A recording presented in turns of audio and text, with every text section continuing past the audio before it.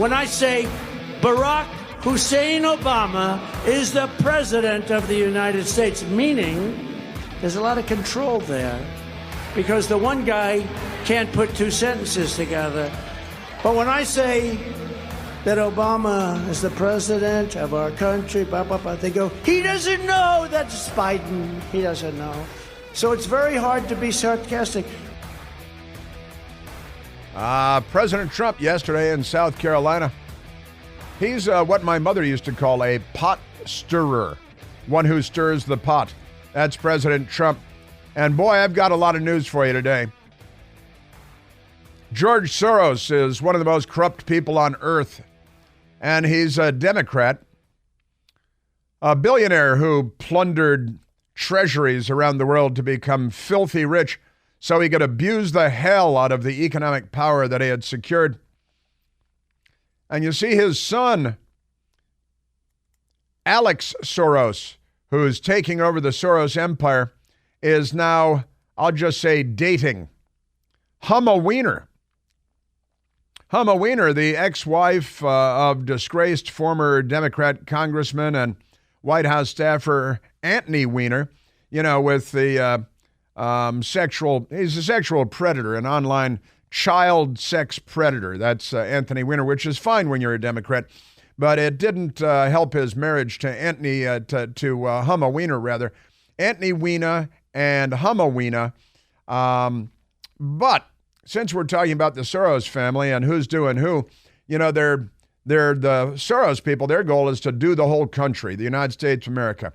And I won't get into the explicit details, but I think you know what I'm talking about. And I've got big news on that today that I want to share with you. But before I do, I want to remind you of a story that I talked about at the time in 2022. The Daily Signal, the great Daily Signal from the Heritage Foundation, they had the story, July 21st of 2022, George Soros and the leftists' takeover of 18 Spanish-language radio stations.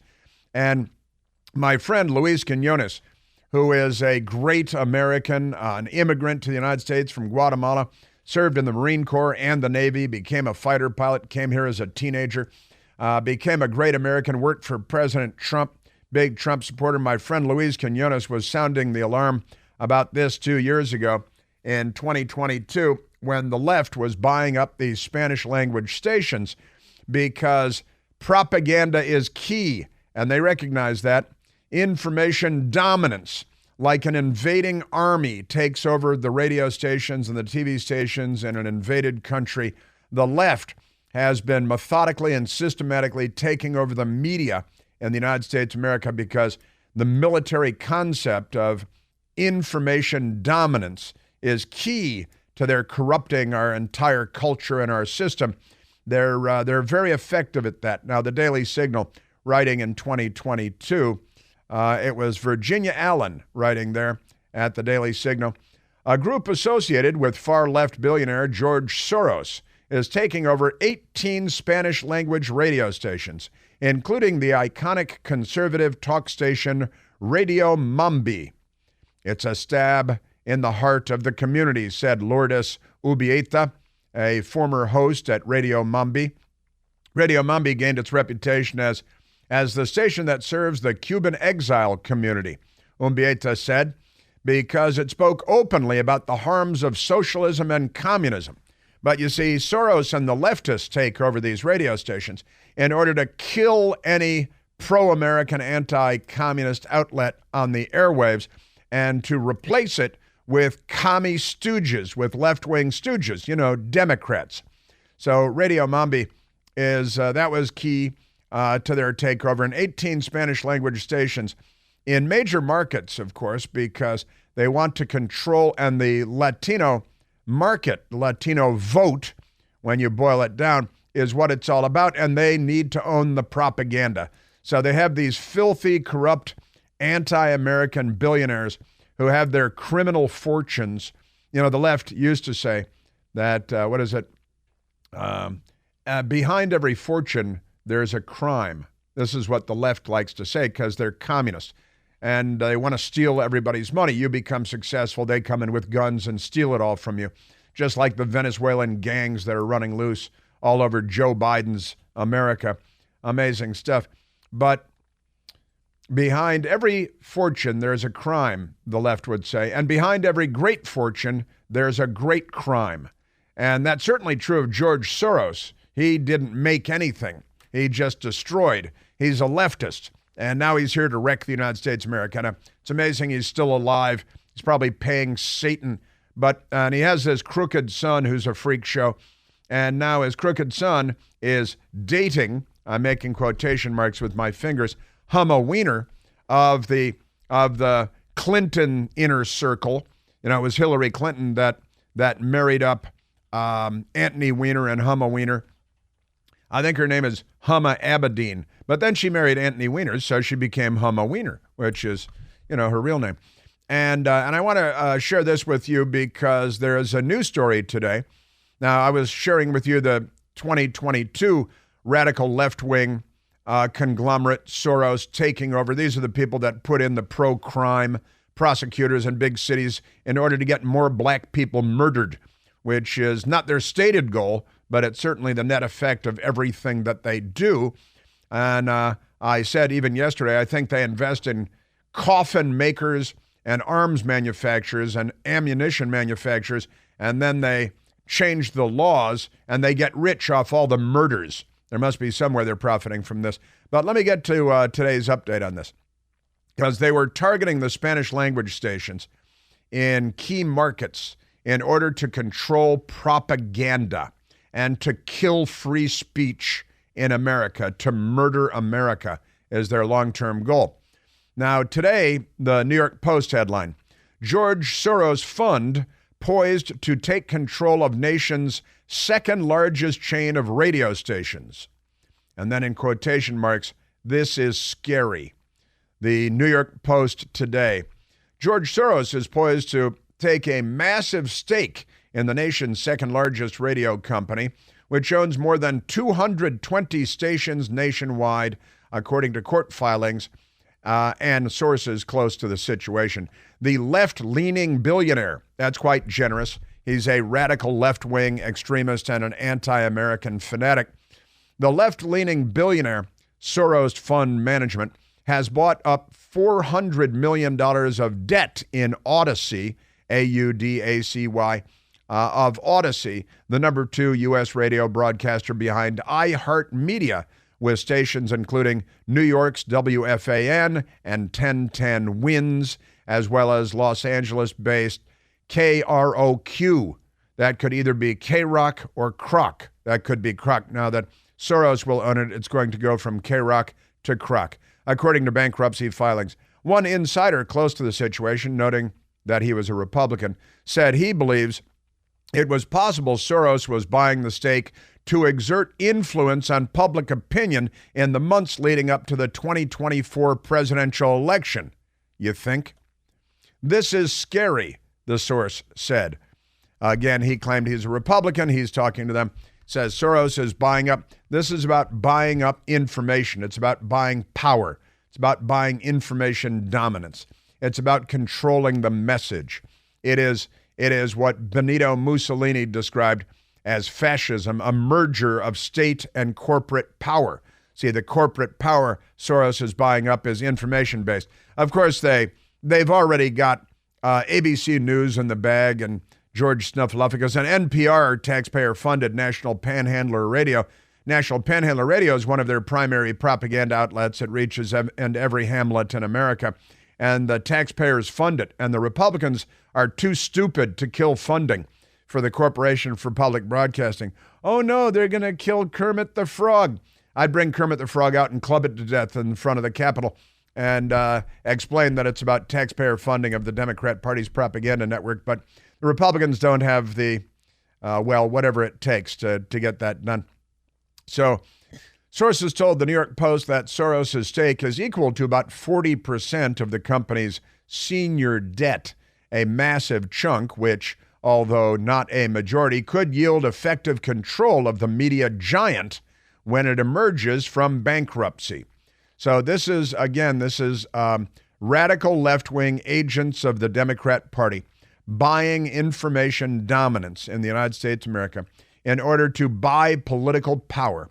And you know how they say, oh, we want big money out of politics. That's one of the biggest lies that they tell, that they like people or children, because they don't.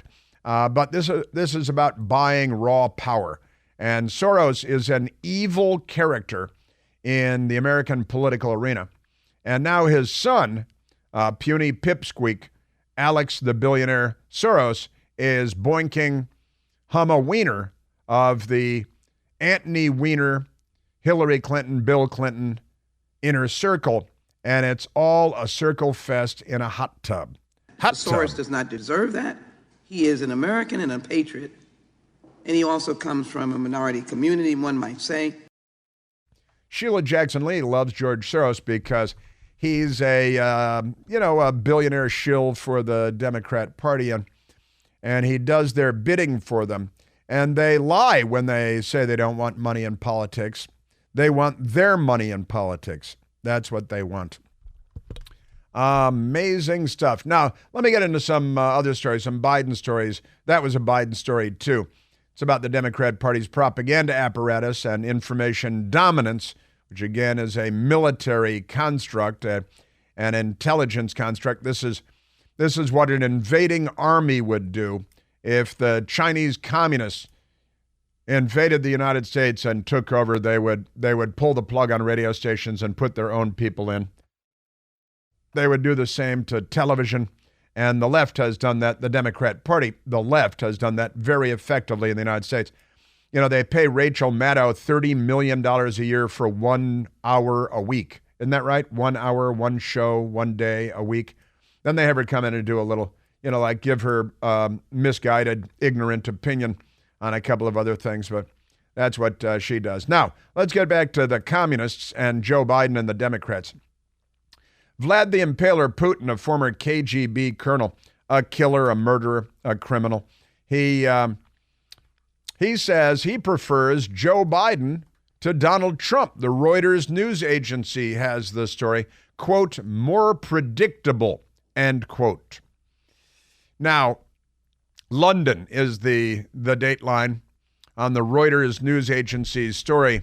Russian President Vladimir Putin said in an interview broadcast on Wednesday that he prefers Joe Biden to Donald Trump, but was willing to work with any U.S. president.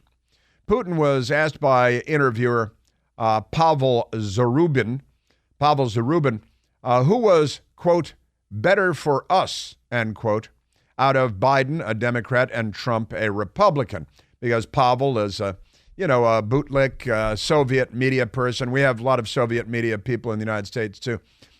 We call them the mainstream news media, the corporate media. Putin replied without hesitation, quote, Biden, he's more experienced, predictable person, a politician of the old school. That's understatement, isn't it? You think he's calling him old there? I think he's calling him old. You mean when you say the old school, you mean he's old? Biden, he's more experienced, predictable person. That's what Putin said. And I've said this many times that, one of the great things about Trump is that he terrifies Putin and Xi Jinping and Kim Jong-un precisely because he's unpredictable and because the media in America has painted him to be so dangerous that it's the media that has terrorized the world when it comes to Trump because of their ridiculous lies. But we will work with any U.S. president who the American people have confidence in, he said. Sure. They love the Democrats. The Democrats are so close to being the Soviet Union that they know that they can work with them. Hey, don't you think it's a good idea to make sure that your delicious Omaha Steak favorites are always on hand with the all-new Omaha Steaks subscription program? It's the subscription program that puts you in control.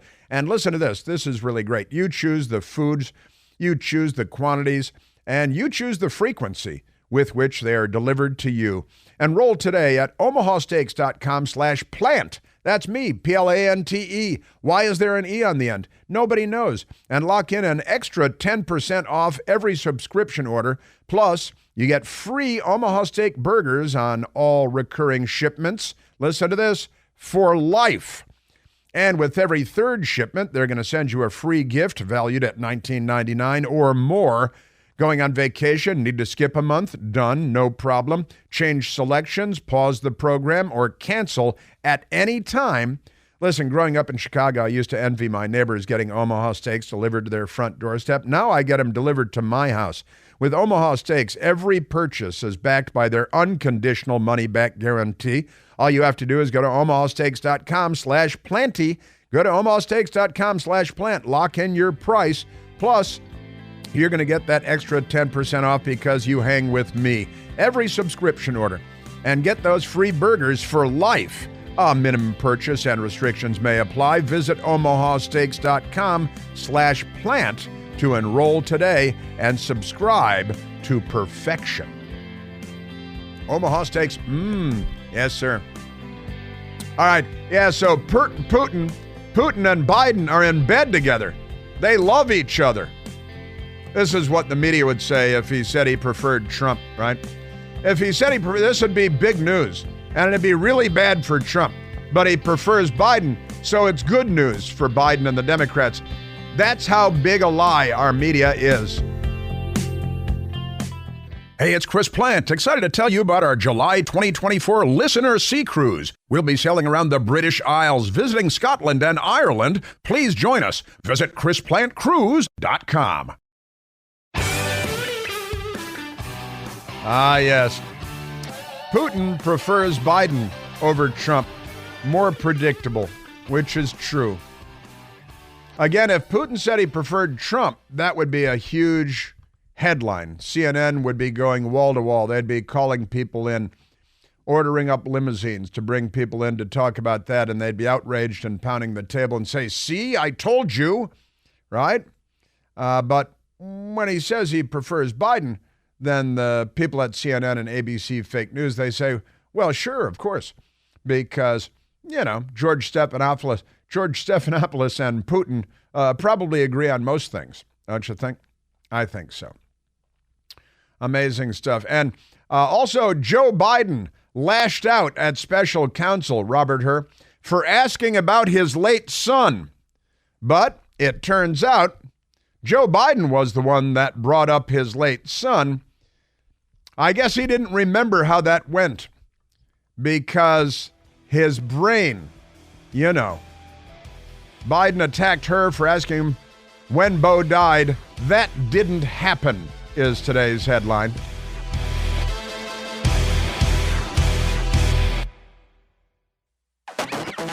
Now, Vladimir Putin is a Biden voter. He has made his view clear. He's pro-Biden. Putin's Russia, pro-Biden. Of course, they did funnel money to the Biden family out of Russia. I guess Ukraine funneled more money to the Biden family. And the Chinese, of course, funneled millions of dollars to the Biden family, too. And all of this is fine in America today because the left is here and they have the news media and they're corrupt. George Soros, all that stuff. Now, let me get to Joe Biden, because not only is Putin a Joe Biden voter, a Joe Biden supporter, a Joe Biden backer, not only have Putin allies sent money to the Biden family in the past. All of this is fine. There's no Russian collusion there, no Chinese collusion, no Ukrainian collusion. No, because our news media is that corrupt. Now, Joe Biden, in the Robert Hur report, you may recall, the Robert Hur report revealed that, first, before the Hur report, we saw Joe Biden confusing the French president, Macron, with a long since dead French president, Francois Mitterrand, right? And we saw Joe Biden confuse the German chancellor with which German chancellor, Mike? Was it Hitler? No, he confused the German with Helmut Kohl, who was German chancellor during the Reagan years. And Joe Biden, his brain is so feeble and so broken that he said, oh, yeah, I met last year with the German chancellor, Helmut Kohl. No, dead for decades, not chancellor for about 4 decades, but pay no attention to that. And he met with Francois Mitterrand, and it's got people saying, I see dead people. Because Joe Biden is talking to the dead people. They weren't really there. He confused them.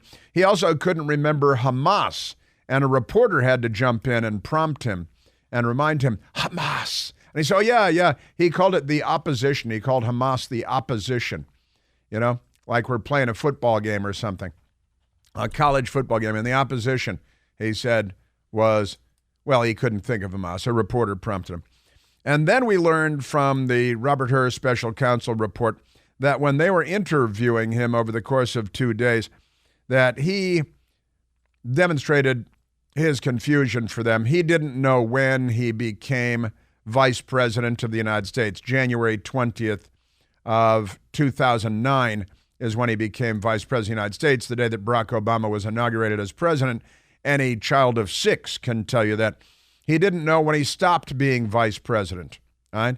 And I know when he stopped being vice president, that was when Barack Obama left, and it was the same day, January 20th. It's inauguration day every 4 years. This time of 2017, I know that, and I wasn't vice president, and I'm not Joe Biden. And then the Hur report explained that he didn't know when his son Beau died, even though he talks about his son Beau's tragic death several times a week at least. And he likes to angrily attack people over it. And he said repeatedly he lost his son in Iraq. He didn't lose his son in Iraq. His son was a lawyer in Iraq for a short period of time. He had been the Attorney General of the state of Delaware. He came home and years later died of a brain tumor, which Joe Biden says somehow was caused by burn pits in Iraq. No reason to believe that Beau Biden ever saw a burn pit in Iraq, but none of that matters. Right? And then Jill Biden lashed out at Robert Hur, and the Biden White House lashed out at Robert Hur, and Joe Biden himself lashed out at Robert Hur and his report, in particular over the Beau Biden moment, the Beau Biden episode. And the stories were everywhere that, that terrible Robert Hur is using the death of Joe Biden's son and Beau and using it as a political weapon against him. None of that was true, of course, not even remotely true. Vanity Fair is a propaganda arm of the Democrat Party. They have a terrible story. Jill Biden, who's not a doctor, Jill Biden's email blasting the special counsel report raised a ton of money for Joe, report. Now, wait a minute. Her fake indignation was really a fundraising letter? Is that, you guys are really such pimps that that's what you're doing? The First Lady went after Robert Hur for his claim that the president couldn't remember exactly when his son died. And they type on behalf of the left-wing Democrat Party.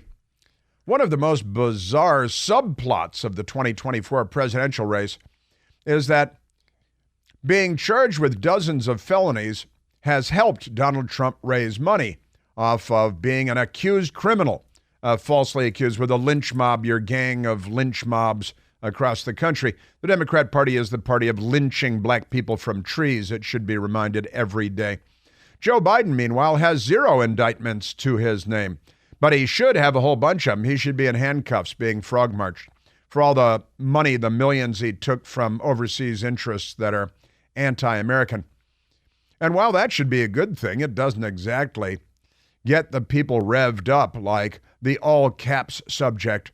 They're taking my freedom. Now, they're trying to talk about Jill Biden, but they have to spend paragraphs attacking Donald Trump because of their mental illnesses and their gender dysphoria, which is another thing. But they've got Dr. Jill Biden, who's not a doctor, to give the guy, Robert Hur, a piece of her mind, right? The Robert Hur report said that, Joe Biden is an elderly man with a poor memory and no jury would convict him, and Robert Hur shouldn't have concluded that. That's not his lane, not his business. But she attacked Robert Hur, saying that the very claim that his memory has problems is inaccurate. So she started out with a lie because she's a liar, a lion Sacagawea. See? And she called that clearly personal political attacks. Nothing of the kind, getting him out of being charged with crimes. Otherwise, Vanity Fair, he would have been charged with crimes by Robert Hur and the special counsel for all of his illegal, stolen, classified documents, including sources and methods that he left in garages and office buildings that he shared with Chinese interests, by the way, and above a steakhouse, Charlie Palmer Steakhouse on Capitol Hill. I don't know what the special counsel was trying to achieve, said Dr. Jill Biden. We should give everyone grace. Yeah, sure, like Trump. And I can't imagine someone would try to use our son's death, her adopted son, not her biological son, to score political points. If you've experienced a loss like that. Now, we're talking about your memory, not your personal loss from years ago. You know that you don't measure it in years. Well, you measure years in years, though. That's the measure we use for years. We measure them as years. You measure them in grief. Now, again, playing the victim here. May 30th is a day forever etched in our hearts, she said. And it shatters me. It shatters our family. Now, and she's attacking the special counsel, Robert Hur. Amazing. They then talked to a campaign manager. The special counsel is going to use the First Lady's dead son as a political weapon, stepson. She's going to have something to say about it, and so she did, and she's lashing out, right? But it's all fake. It turns out that it's all fake. It's all a big lie. And even NBC fake news had to do a story on it because it was handed to them by somebody. Biden attacked her for asking him when Beau died. That didn't happen. Sources say the president raised his son's death after being asked about it, his workflow at a Virginia rental home where he said he found classified materials, two sources said, where he said he found, hey, what are these classified materials doing here? With sources and message. So NBC, Ken Delanian, who's a left-wing radical extremist party, just a complete bootlick for the party, Ken Delanian, the Democrat Party, the left. President Joe Biden lashed out at Robert Hur last week over one particular line in the special counsel's report on his handling of classified documents that Biden, quote, did not remember even within several years when his son Beau died. How the hell dare he raise that? Biden told reporters in an impromptu White House press conference. Frankly, when I was asked the question, I thought to myself, it wasn't any of their damn business. I think we have the audio of that. Let's go to this. Because Joe Biden, number 16, Joe Biden last week had his panties in a real wedge because some truth started coming out, and they hate the truth. I know there's some attention paid to some language in the report about my recollection of events. There's even reference that I don't remember when my son died. Didn't remember. Now he fades off. How the hell dare he raise that? How the hell dare he? Frankly, when I was asked the question, I thought to myself, wasn't any of their damn business. Let me tell you something. Some of you have commented, I wear since the day he died, every single day, the rosary he got from Our Lady of someplace. He can't remember where. Our Lady's drifting. Every Memorial Day we hold a service remembering him. That's for troops killed in combat.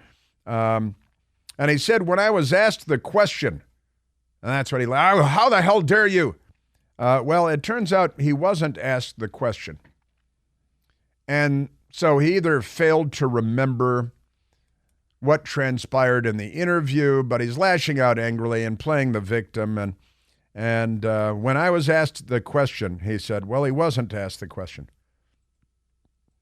How the hell dare he, the special counsel? Biden, NBC fake news and bootlick Ken Delanian types. Biden raised his son's death after being asked about his workflow at a Virginia rental home from 2016 to 2018. How many homes does this guy have? The sources said when a ghostwriter was helping him write a memoir about losing Beau to brain cancer, the entire memoir is about losing Beau to brain cancer. In 2015, investigators had a 2017 record showing that Biden had told the ghostwriter that he found classified stuff at that home. And the ghostwriter destroyed all that, by the way, wiped out all the recordings. And he's not in trouble because he's not a Republican. See, if he were in trouble, he'd be destroying evidence in a special counsel investigation. Hillary Clinton destroyed 33,000 emails, ordered somebody else to do it with BleachBit, that were under subpoena by the Congress. And that's no big deal. Now let's go to last night on NBC Fake News, where Peter Alexander was reporting the fake news story and trying to smooth it out as much as they could for their party and their president, the Democrat Party, and Joe Biden. President Biden became heated, you'll remember, responding to the special counsel's assertion that he could not remember within several years when his son Beau died. Last week, the president criticized her for asking him about it. How in the hell dare he raise that? Frankly, when I was asked the question, I thought to myself, it wasn't any of their damn business. But tonight, NBC News has learned that Hur never asked that question, according to two people familiar with the interview last fall. They say it was the president, not Hur or his team, who first introduced Beau Biden's death. The sources say the president got the date, May 30th, correct, but not the year. So the special counsel Robert Hur correctly and accurately reproduced what happened there. And Joe Biden lied about it, or he can't remember because he has no memory and his brain is broken. And it's tragic and it's sad because he's the president of the United States. Even the left-wing radicals at left-wing Mediaite, Isaac Shore, had to type, Biden lashed out at special counsel for asking about his late son, but he was the one who brought him up. Now, that's honestly, that is just another demonstration, another example of the fact that Joe Biden is not up to the task of being president. He honestly, I don't know what to tell you. All right, let's go to a telephone. We don't have any more. We don't have any more on that, right? That's so. We do have Chris Matthews. He's Chris Matthews, NBC fake journalist, Democrat Party frontman, former Democrat Party Capitol Hill staffer, like so many of them. It's the path to success in television journalism. Get a job with the Democrat Party. And Chris, he was once an altar boy at a mental institution in Philadelphia, or so he thinks. Chris Matthews yesterday on MSDNC being confused himself. You know, if I were in the back room with him, I'd make him feel better about himself. I'd just be nice to him and encouraging. That's one thing staffers should do. Encourage the guy. Encourage him when he does something really well. He's had a good couple of days, I think. I believe the last couple of days have been good. He's had a good couple of days. That's Chris Matthews. Yeah, it's been real good. The Hur report came out and showed that his brain doesn't work and he can't remember stuff. And that's no a good. But on MSDNC, if you get your fake news there, you think that Joe Biden's had a good couple of days. He's had the worst days of his presidency. I said last Thursday, Friday, that was the end of Joe Biden's presidency, and I stand by that. Now, he hasn't fallen over yet, but the Hur report, the revelations of the Hur report, the end of his presidency, one way or the other. And, if you're not up to facing charges of stealing and holding classified documents illegally for years because your brain is broken and no jury would convict you because they'd feel so sorry for you and your brain, then you're in no position to be president of the United States. But life is different for Democrats because of a corrupt media. Think of Iraq because that's where my son died. Because he died.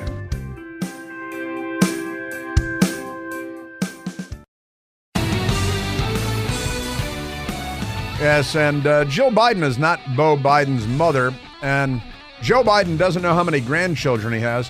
Half the time, he doesn't know how many children he has. I've been sharing this stuff with you for quite some time now. Speaking of the Democrats and their love of jihad, like Rashida Tlaib, who loves the rape and kidnap of Jewish women and in some cases men too by Hamas because she is pro-radical Islamic terrorism. And, you know, Iran is behind funding and arming and inspiring Hamas and Hezbollah firing at Israel yesterday because I think they might be anti-Semites too. And we've got the Houthis in Yemen. Iran is behind that. We know that Joe Biden has given Iran billions of dollars, $6 billion for 5 hostages. We don't negotiate for hostages and we don't pay for hostages, but Joe Biden does. And the New York Times and CNN and ABC approved of that. That's good. Well, Iran is in the news again today. Listen to this. Iran declares Antarctica to be its property. Iran has now claimed that they own Antarctica, and they plan on setting up military bases there, at least building a naval base in the short term is their goal.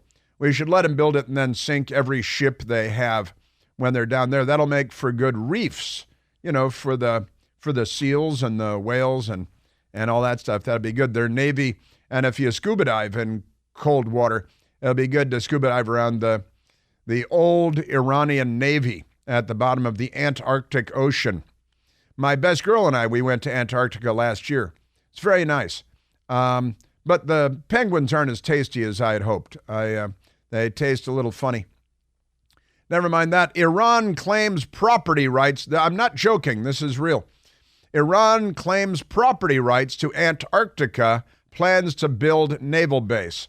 And the Hindustan Times is on the job. The Washington Post is not.